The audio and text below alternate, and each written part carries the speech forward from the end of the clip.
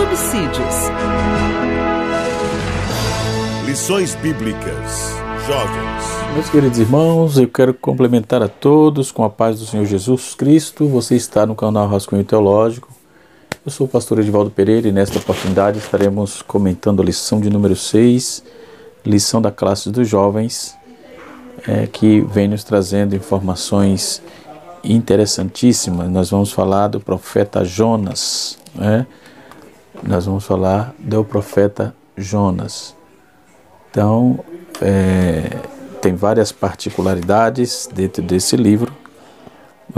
O título da lição é Deus ama Jonas, Deus ama quem você detesta. Então, nós vamos entender algumas particularidades do livro de Jonas que está pautado aqui na nossa lição.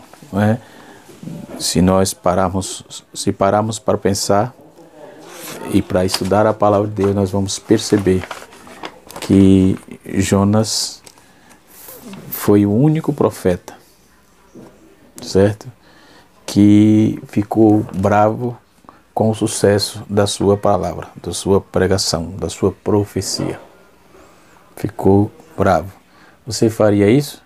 Se você fosse pregar, enviado para pregar, convidado para pregar, e Deus fizesse grandes coisas como fez em Nínive, você ficava bravo ou ficava feliz glorificando a Deus? Enquanto Deus ama, você odeia? É isso? Por exemplo, não é irônico Deus chamar um profeta e ele foge? Estas e outras perguntas e intrigas responderemos agora no canal Rascunho da IBD. Não saia daí, fique até o fim que estaremos comentando e trazendo essas aparentes anomalias no livro do profeta Jonas. Ok? Muito bem. Então, fique tranquilo e vamos para a nossa aula. O tema geral da lição é vigilância, justiça e o culto a Deus. Vigilância, justiça e o culto a Deus. Ok? Então, vamos. Glória a Deus. Meus irmãos, conforme já disse aqui, o tema vai falar do profeta Jonas. Quem foi Jonas? Jonas, dentro de toda a propositura do livro, nós vamos verificar que o profeta Jonas, ele é o profeta que odeia a Deus por amar os seus inimigos. Mas como assim, pastor Edivaldo? Jonas foi o profeta que teve a mensagem mais curta. Jonas, ele falou 5 palavras. Foi o suficiente para incendiar a nação assíria, que era a capital, era Nínive. E ele falou 4 palavras.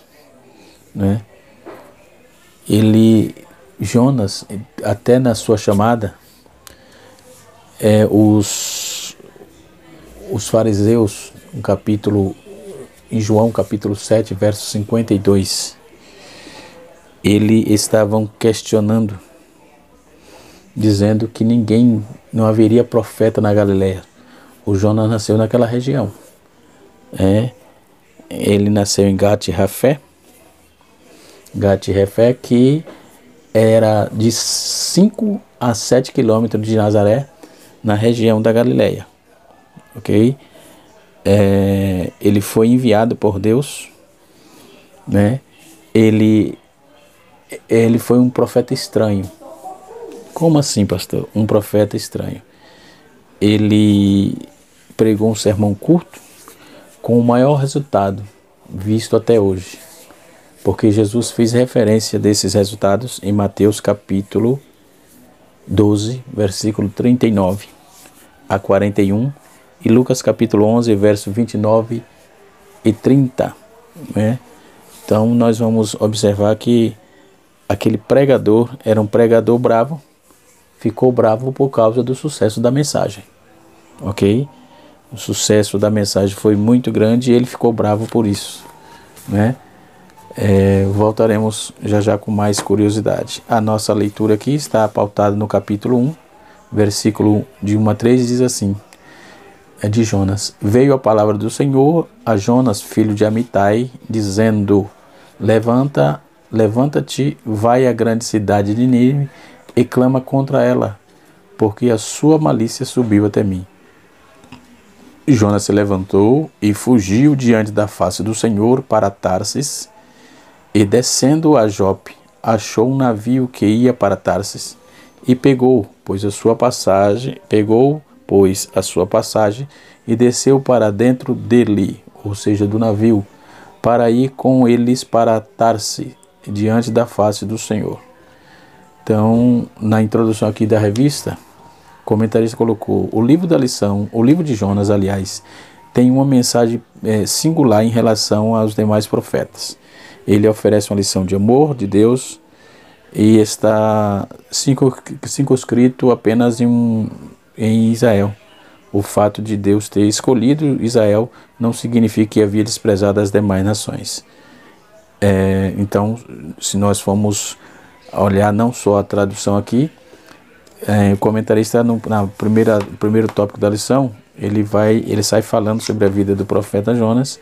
No segundo tópico ele vai trazer a experiência do profeta, e no terceiro tópico, aliás, ele vai trazer a lição do profeta, a lição do livro de Jonas, aliás. Então, conforme eu já disse, Jonas era filho de Amitai, de Gat e Rafé, da tribo de Zebulon, portanto era zebulonita. Essa informação está em Jonas 1:1, que nós lemos, e 2 Reis, capítulo 14, verso 25. Jonas tinha profetizado para o seu povo, Jonas profetizou no período de Jeroboão II, um rei que, devido às suas alianças e etc., Israel estava desenvolvendo bastante, mas havia muita atrocidade ali, muito trabalho escravo e muitas coisas ruins. Mas Jonas disse que Deus traria refrigério, certo? Lá em 2 Reis, Jonas profetiza para ele e para a própria nação. Entende-se que para profetizar para você mesmo, para a sua nação, maravilha. E profetizar para nações estrangeiras, não é, que era no caso o caso de Jonas, e Deus chamou ele para falar a Nínive, né? Então o livro de 2 Reis, capítulo 14, verso 25, vai se inscrever ao ministério de Jonas no século VIII, né? Final ali do século VIII, nos períodos de 793 a 750 a.C., 753. Na época do rei Jeroboão, ele profetizou a expansão geográfica e a prosperidade política de Israel, conforme eu já disse, né? Muito bem, até aí sem problema, não é? Porque ele estava profetizando para ele mesmo, não é? Então, sem problema. O nome de Jonas, Jonas significa pombo, ou pomba, aliás, não é?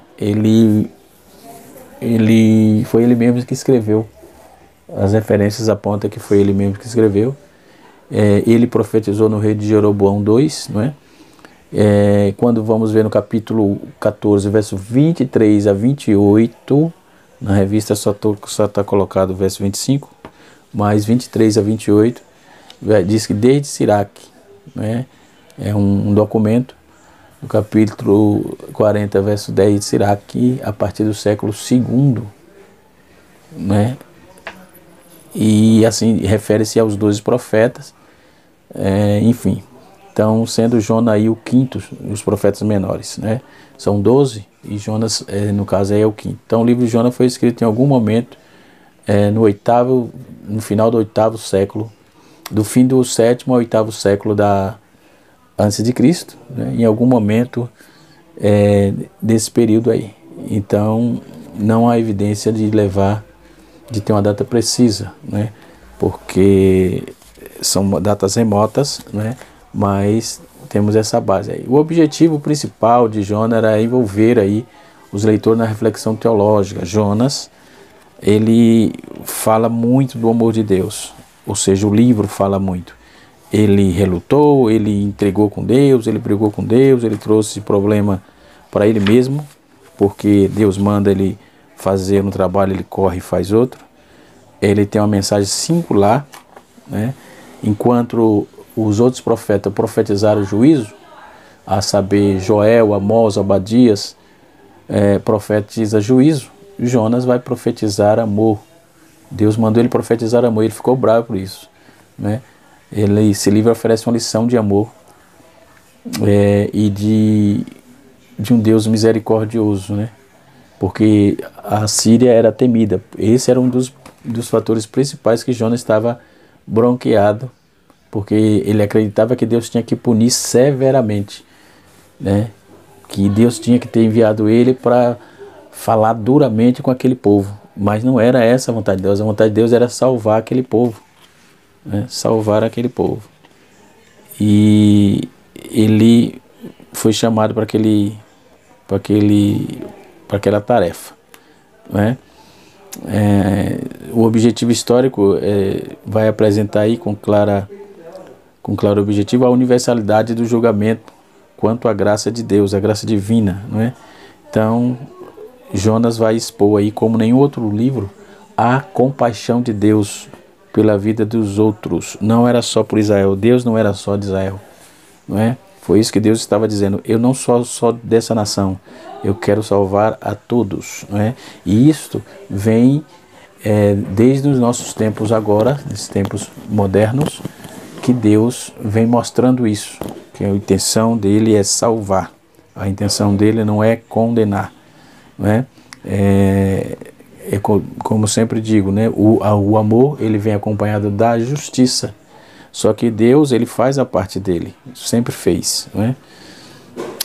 Então Deus está interessado aí em salvar outros povos, outras nações, né? A salvar o pecador. Então o fato de Deus ter escolhido Israel não significa aí que havia que ele havia desprezado outras nações. Isso é equívoco, né?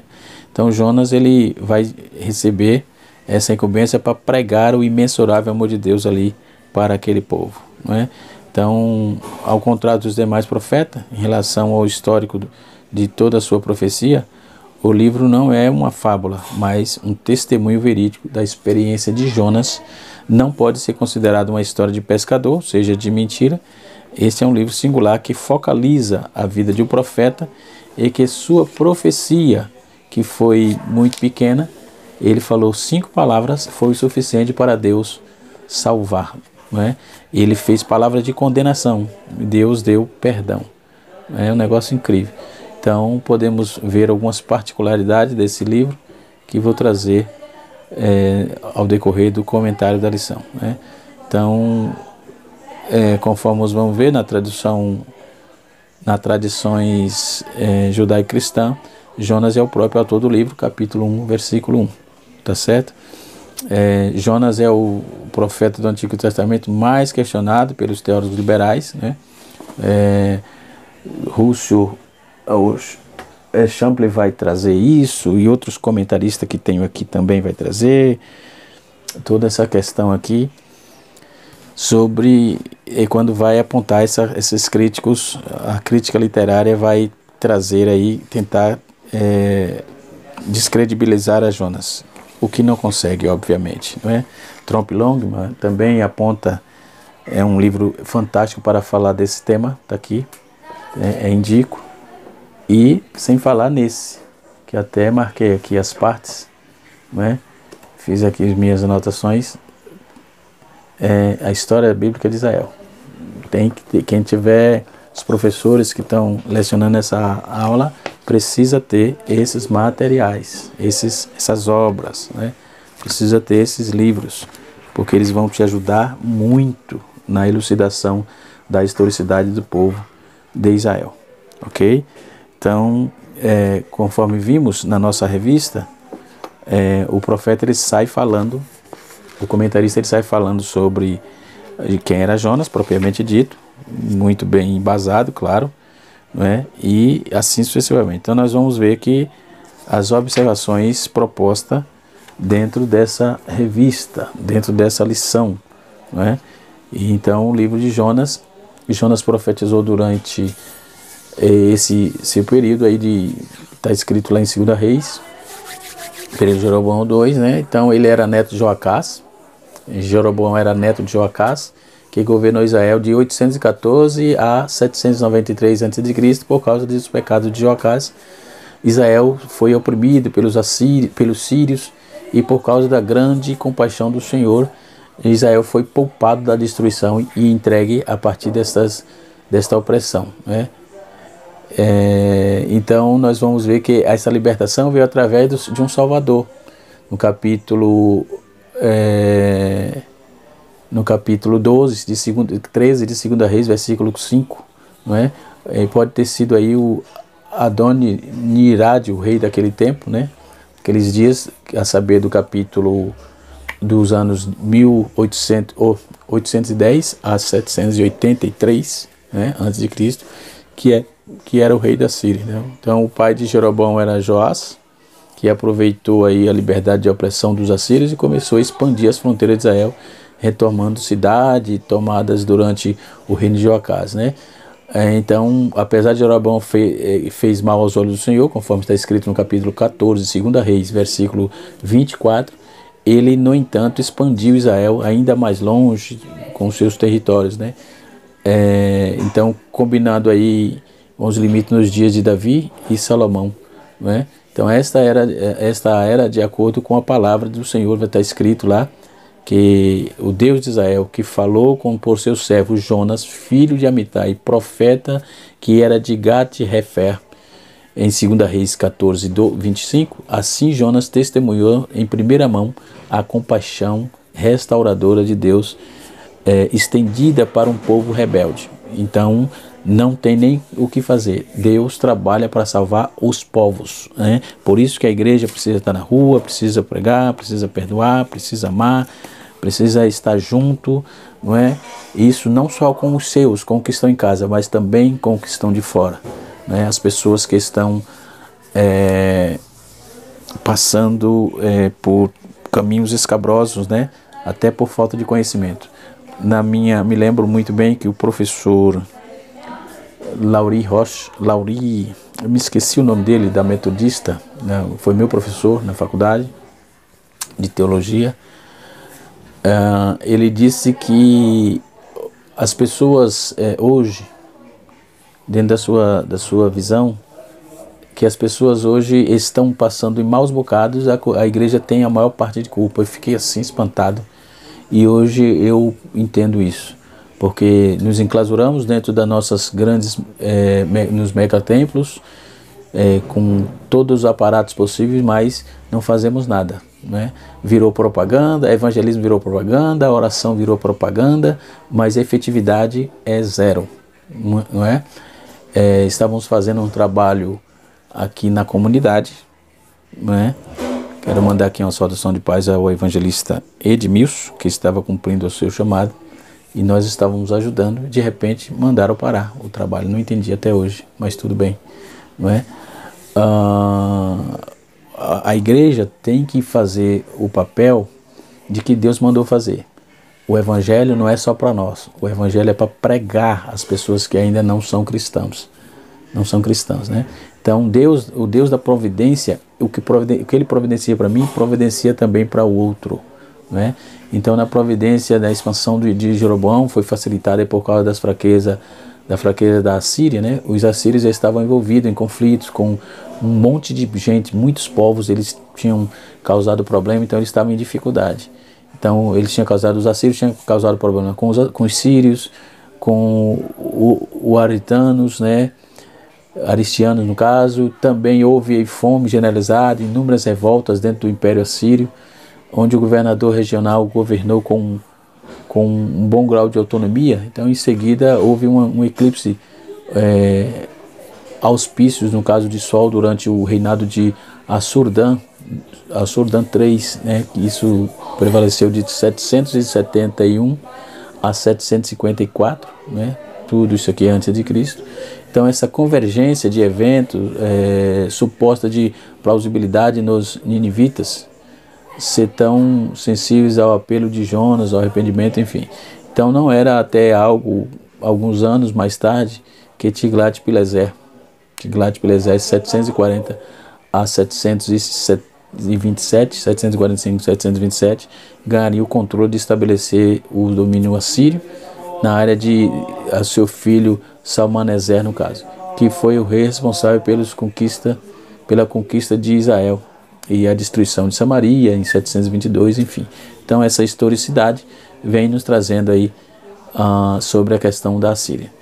Dentro do livro de Jonas, o livro de Jonas ele é debatido, não é? Esse é o gênero literário do seu livro. O livro foi lido como uma alegoria, usando figuras ficcionais, tais como um verme, tais como uma borboleira, tais como o grande peixe, enfim. Então, algumas tipologias de realidades é apresentada aí nesse livro, não é? Então, o comentarista Tiago Trota, ele foi feliz quando ele trouxe aqui o fator do testemunho de Jonas, né? Então o livro de Jonas ele tem todas as marcas de uma narrativa profética, assim como também Elias, Eliseu, encontrado lá em 1 Reis. Então estabelece relatos históricos, né? E vamos ver esses fatos específicos aí de figura que não eram figuras fictícias, não. Eram verdade, né? Dentro dos históricos geográficos, né? E específico, pautado no seu livro, a saber, Jonas 1, versículo 1 a 3, Jonas 3, versículo 2 a 10, Jonas 4, verso 11. Então, outra proposta do livro é a parábola, que é para ensinar os crentes que é não ser como Jonas, né? Como Jesus fez menção a Jonas em Mateus, não é? Mas no quesito ao seu comportamento, o camarada é chamado por Deus, ele profetizou na sua terra, tudo bem, prosperidade aconteceu, mas agora chegou a hora de ser missionário. Então ele foi o único profeta também, o profeta missionário, para pregar a palavra. Tanto em Jonas 2 diz, que é muito clássico esse texto, que a salvação vem do Senhor, não é? Então Jonas ele contradisse também, né, os fariseus ali em João capítulo 7, né, quando ele saiu ele era da Galiléia e os camaradas tentando interrogar Jesus lá, se não vem ninguém, não tem profeta na Galiléia. Então ficou a informação dos fariseus é desmentida ali, e a gente percebe que há uma falsidade dos fariseus dentro desse contexto, né?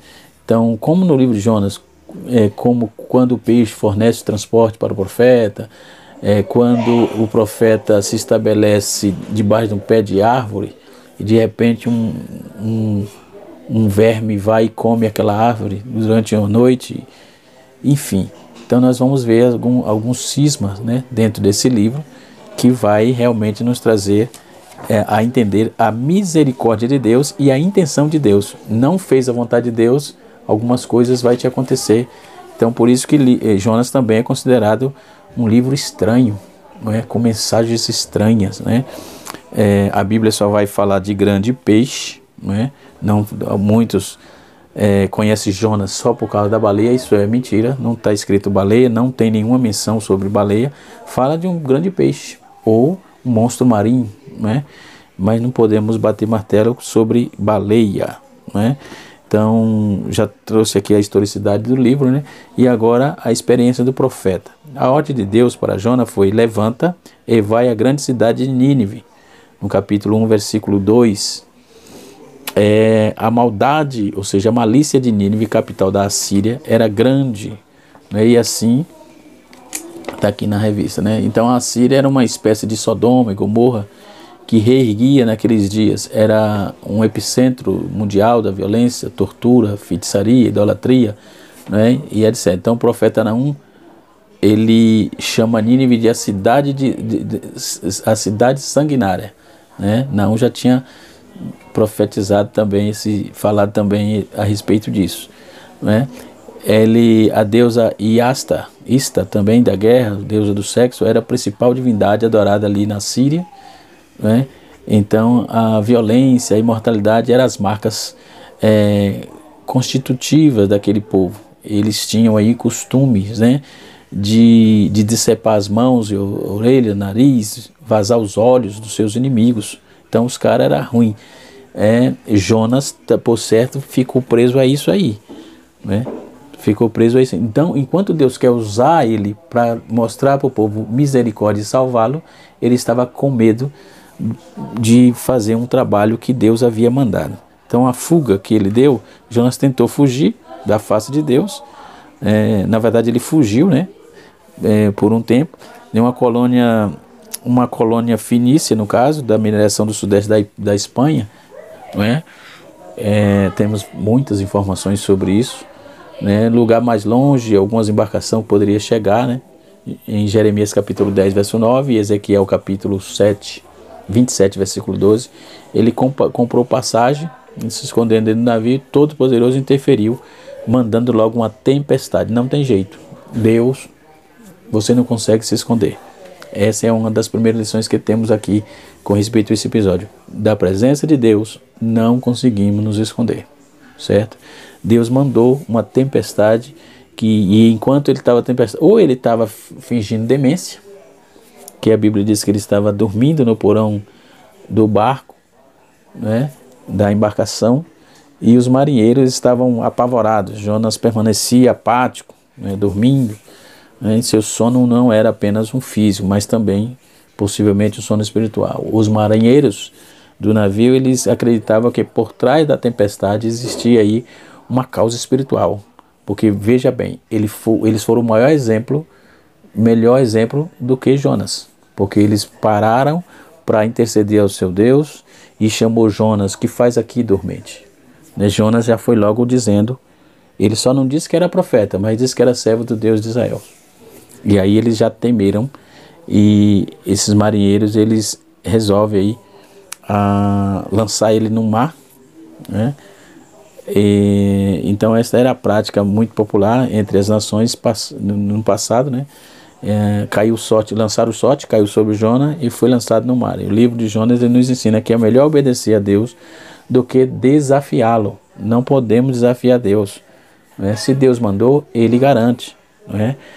E assim sucessivamente. Então é preciso ter cuidado. Jonas vai e se arrepende, mas se arrepende já no ventre do peixe, do grande peixe. O peixe engoliu ele. O peixe não foi um dispositivo punitivo da parte de Deus, mas um instrumento de livramento, não é?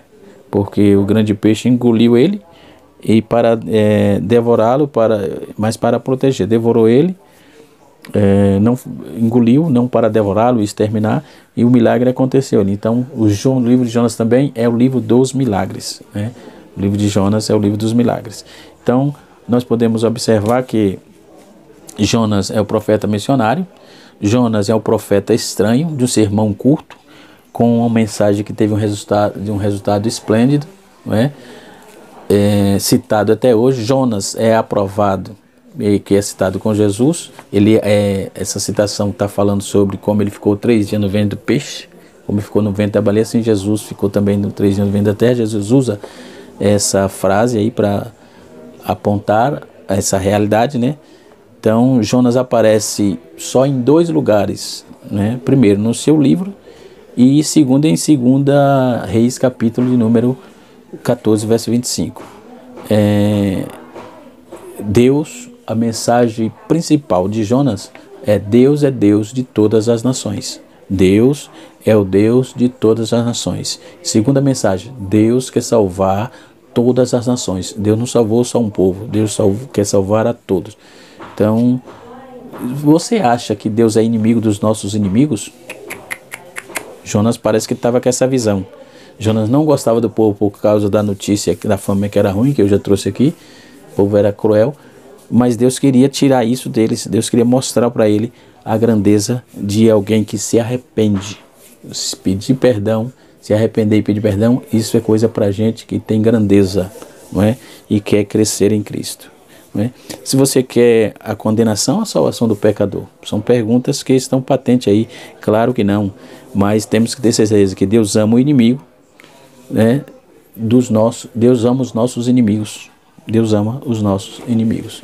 Então é uma mensagem que fica muito patente, né? E não temos nem como fugir dessa realidade. O livro de Jonas, ele vai lembrar, vai passar a mensagem, lembrar, olha, eu não sou só da nação de Israel, eu não sou só de vocês, eu sou para todas as nações. Então, o livro de Jonas aponta para a salvação que não era só para Israel, né? Era para todos. Deus disse para Jonas, Deus disse para Abraão, ou seja, sai da tua terra e será uma bênção para todas as nações, né? Todos os estrangeiros que conheceram a Deus, eles receberam de Deus a bênção, né? Jonas, ele tem uns disparates, não é, que nós podemos entender isso aí. Dentro da ortodoxia, que é a doutrina correta, ele conhecia, mas fez errado. Dentro da ortopraxia, que é uma vida correta, né, uma conduta correta, ele sabia que tinha que ter, mas agiu errado. Dentro da ortopatia, que é o sentimento correto, enquanto Deus estava sentindo amor pela nação ímpia, ele estava sentindo ódio, não é? Então o que é a ortopatia? É sentido correto. Então Jonas estava o oposto de tudo isso. Ele conhecia a ortodoxia, conhecia a ortopraxia e conhecia a ortopatia, mas estava fazendo tudo errado, não é? Então que Deus tenha misericórdia de nós e que possamos amar os nossos inimigos, assim como Deus os ama. Temos que pregar o evangelho. Esta é a mensagem de Jonas. Jonas vai, prega 4 palavras, 5 palavras, e o povo se arrepende.